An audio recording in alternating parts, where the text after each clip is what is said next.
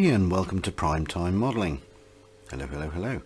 Well, I've had a couple of weeks break just to sort of rest and relax after the last series of builds, and what I'm going to do now is another World War II related sort of theme, and what I'm going to do is I'm going to have a dogfight, and I'm going to be using the Airfix 1/72 Messerschmitt BF 109 E4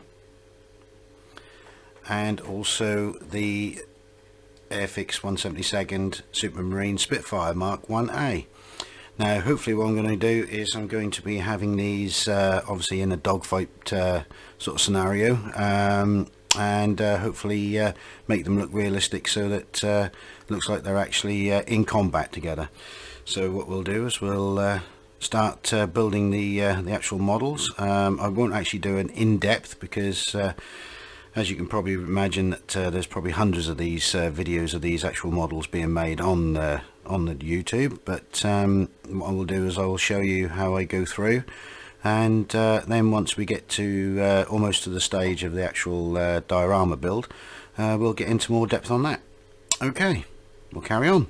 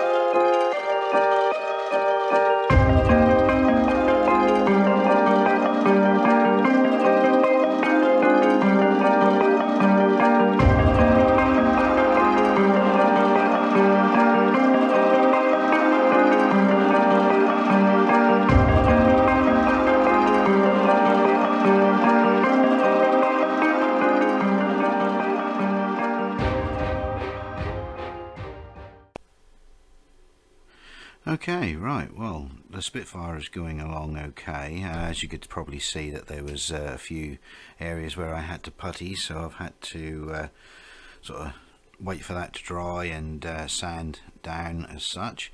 A massive disappointment there was where the one of the ailerons didn't actually correspond, the underside didn't correspond to the top side, so when I cut them out that left a part of it left onto the wing. So what I've had to do, so we can just make out on there, I've had to fill that in.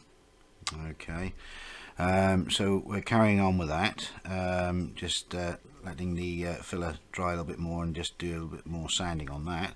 But whilst I was waiting, I decided to start the Messerschmitt. Now, I haven't done any video for this because it went together so quickly and so easily, and in fact you can probably make out that there is absolutely no filler in there at the moment. So that that went very well. Maybe just a little tiny dab in there, but yeah, so I was quite pleased with that. And also I chopped the ailerons out of here, and they actually corresponded top and bottom, so that was good. And just mounted the landing flaps in a slightly downward position, as you can see, so that when that's actually doing the manoeuvre, it looks slightly more articulated. But we'll carry on, do some more adding some more of the details onto the Messerschmitt, and then we'll get back to the Spitfire. Okay.